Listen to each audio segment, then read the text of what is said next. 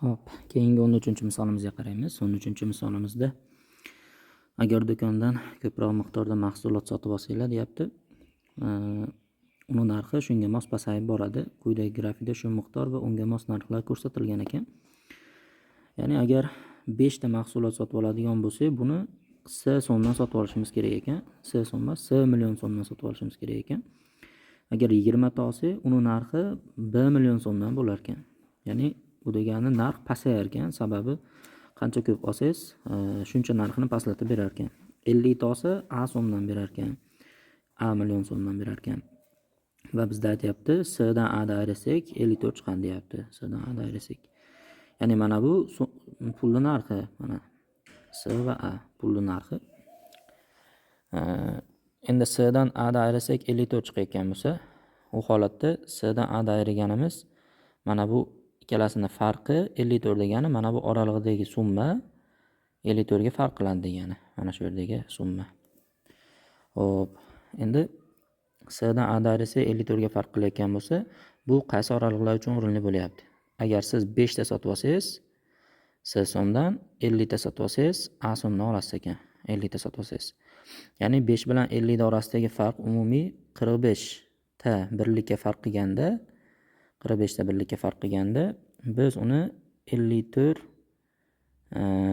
gacha kamaytirib olishimiz mumkin ekan. Ya'ni agar siz 5 ta anaqangizni mahsulotingizni 45 ta oshirib 50 ta qilib olsangiz, demak 45 ta qo'shgan bo'lasiz bunga. O'sha 45 ta qo'shganingiz hisobiga 54 million so'm kamayar ekan puli, 54 million. 45 ta qo'shganingiz hisobiga. Endi S dan B dan ayirmasini so'rayapti. S dan B dan ayirmasi mana bu. Demak, S agar 5 ta sotib olsak, S milliondan bo'ladi.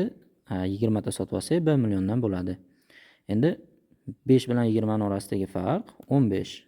Ya'ni agar biz 5 ta mahsulotimiz S milliondan sotib olayotgan bo'lsak, ana shu mahsulotimizni 20 ta qilib qo'ysak, uni 1 milliondan sotib olamiz ekan. Demak, uni narxi S milliondan 1 millionga tushadi. S milliondan 1 millionga tushadi. Nechta sotib olganimizni hisobiga desa, mana bu 5 ta mahsulot bor edi, 20 ta sotib olsak, demak 15 ta mahsulotni sotib olsak, uni narxi S ayru 1 millionga tushadi. Ya'ni 15 ta mahsulotimizni sotib olsak, uni narxi S minus B ga tushadi. Hop, 45 ta sotib olsak 54 millionga tushyapti. 15 ta sotib olsak necha millionga tushishi kerak deymiz. Ya'ni bu proporsiya. Mana 45 agar 45 ta sotib olsak tushyapti 54 ga. 15 ta sotib olsak qanchaga tushadi deb turib ishlab qo'yamiz endi. X topish uchun 45 ta x ga ko'paytirib 15 ta 54 ga ko'paytirib bir-biriga bo'lishimiz kerak. Mana 15 kira 54 bo'lib 45 bo'ladi. Hop, demak 15 bilan 45 ni 5 ga bo'lib yuborsak, mana bunga 3 tadan bunga 5 ga bo'ldim, 9 tadan yoki birdaniga 15 ga bo'lib yuborsak, ham bo'laveradi ekan. Mana bu bittadan, mana 3 tadan bo'lib qolardi ekan. 54 ni 3 ga bo'lib qo'ysak, keyin 18 chiqadi. Ya'ni hisob kitob qilib qo'ysanglar, 15 ni 54 ga ko'paytirib 45 ga bo'lsak, u 18 millionga tushishi kerak ekan. Demak, javob 18 deb qo'yasizlar. Hop. Keyingi 14-masalamizni adashmasam daskada ko'rib o'rgan edik. Hozir mana davom etamiz. Demak, velosipedchi 800 metrlik masofani bosib o'tish kerak ekan. 800 metr masofani. Uni vaqt o'tishi bilan marragacha qolgan masofasi quyidagi grafikda tasvirlangan ekan. Ya'ni qarang, 800 edi masofa. Keyin qanchadir yugurdi. Yugurgandan keyin uni masofasi kamayib qoldi. Qancha yugurdi desa, 9 sekund. 9 sekund yuguribdi mana. Managacha tushdi, 9 sekund vaqt o'tdi. 9 sekundda u 800 dan mana bu yerga tushib qoldi. Ya'ni marraga sekin yaqinlashyapti. Yoki 800 dan 475 gacha yugurdi, ya'ni qanchadir masofa yugurib chiqqandan keyin mana shu 475 ga yetib olgungacha 15 sekund, 13 sekund vaqt sarfladi. Xo'p, birinchi navbatda tezligini topib olishimiz kerak. Ya'ni 1 sekundda qancha metrga yugurayotganini topib olish kerak. Uning uchun mana bundan foydalanamiz. Mana 800 metrga yuguryapti. 800 metrdan boshlab yuguryapti. 475 ga yetdi. Qancha yurganini topamiz bu yerdan bu yergacha, qancha yugurdi.